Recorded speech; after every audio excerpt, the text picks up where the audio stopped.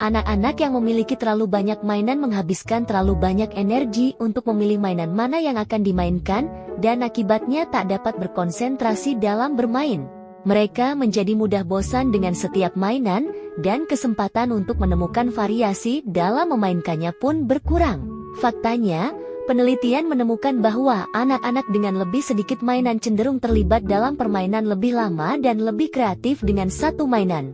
Di sisi lain, di lingkungan dengan banyak mainan, anak-anak cenderung mengambil satu mainan demi satu dan kehilangan konsentrasi saat bermain. Hal ini disebabkan ketika terdapat terlalu banyak rangsangan visual, korteks prefrontal yang belum berkembang tak dapat memproses semua informasi dan perhatian pun terpecah.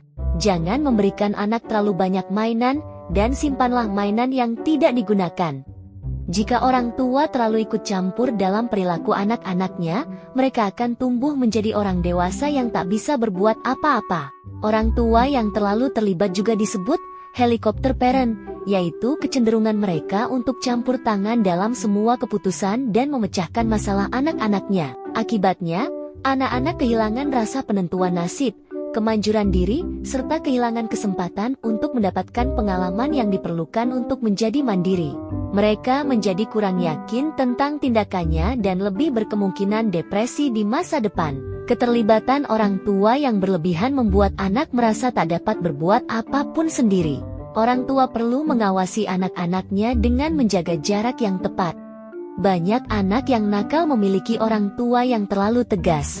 Ketika ditanya apa pendapatnya tentang orang tua mereka, sekitar 40% menjawab bahwa mereka sangat ketat. Anak yang sering dimarahi keras orang tua cenderung berusaha memenuhi harapan orang tuanya, tetapi juga rentan terhadap pemberontakan. Dalam lingkungan seperti itu, anak cenderung melanggar peraturan saat orang tuanya tak mengawasi.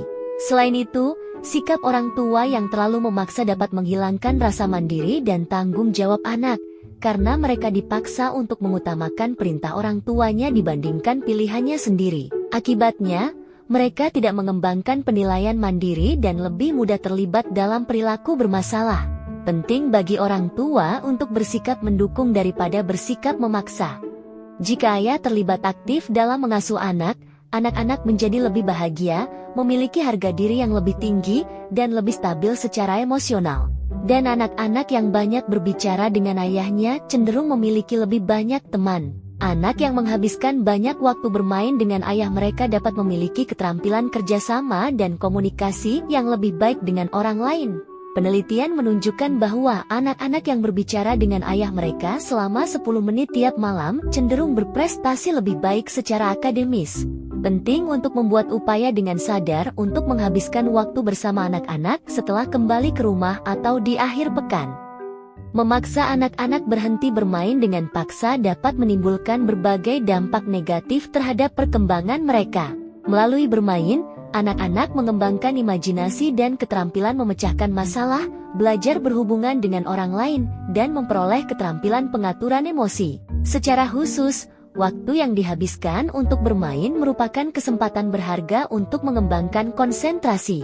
Namun, jika orang dewasa mengganggu permainan demi keperluan mereka sendiri, anak-anak mungkin merasa sulit mempertahankan konsentrasi dan kehilangan motivasi. Mereka mungkin merasa bahwa tindakan mereka tidak dihormati, sehingga memengaruhi rasa hormat mereka terhadap orang lain.